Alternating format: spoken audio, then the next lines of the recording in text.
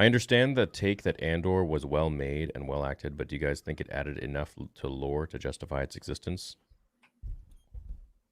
I don't think Boys? something needs to add to lore. I guess I'd want to like ask a clarifying question on what add to lore means. I kind of just despise the character of Cassian Andor. I don't. I'm not invested in the character. That's the hardest Despise thing him? about. Yeah, I'm not interested in him. I shouldn't say I hate him, but I'm not interested in him. There's like nothing there for me. I don't know if it's because of Diego Luna. I don't know if it's because we already saw him in Rogue One, and I just don't think there's too much to him. But I just don't like that character. So, but I don't know about the question about adding lore. Grand events of the overall story of Star Wars or something, I guess, or just changes to things that are interesting.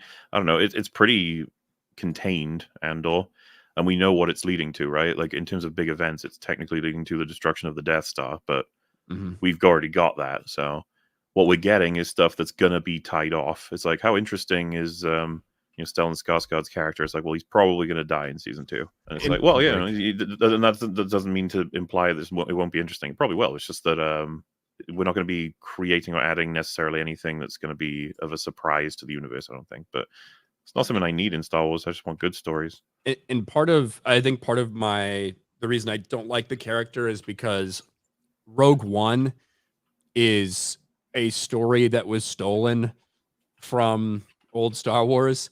Kyle Katarn and Jan Ors, all of a sudden they change the gender roles. You have Jyn Erso instead of Jan Ors, and you have basically a rip-off Kyle Katarn and Cassian Andor. They even look the same, and they're having the same role in terms of stealing the Death Star plans, shit like this. So to me, I would just scoffed at that. I thought it was so stupid. So I've kind of hated the character since Rogue One, and I'm not interested in seeing any more. Well, see, that makes a lot more sense now because most people don't feel anything for Andor.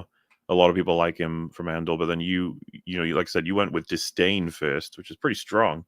Yeah, it's like now I know all that. I'm like, oh, that's why I say. Yeah, it's just like the same shit, right? It's like they know only a handful of people did it, so they throw this thing away. They say we want creative freedom, so we're gonna get rid of all these freaking stories that were in continuity before, and so we can have creative freedom and do our own thing. And then you literally just rip that stuff off. You gender swap the roles, and you pretend like you're a creative.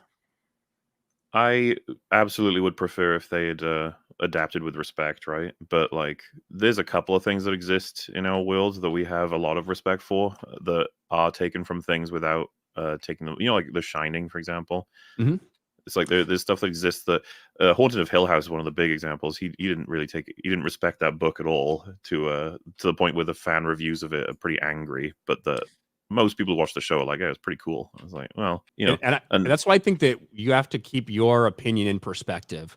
Like, I very much understand that I'm in the minority of Star Wars fans in terms of people that read a lot of these books, that cares about all these things. I get that, right?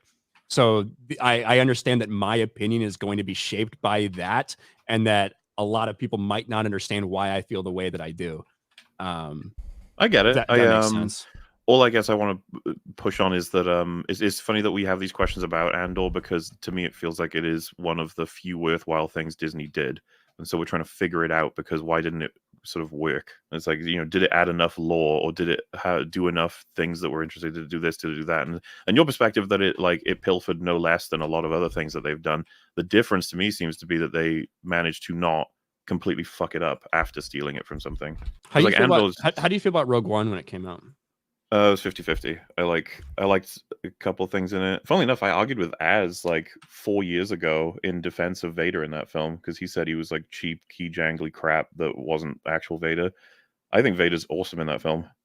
Like, I think they nailed him for the few scenes they had of him.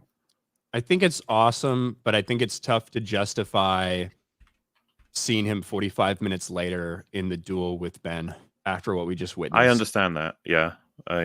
Because that's the thing, right? I'm not watching it that way. I'm not even thinking about that. I'm also just watching it as like an additional Star Wars movie. But to watch them as a first time Star Wars viewer like that, I think will actually kind of make A New Hope feel weird. Yes, 100%.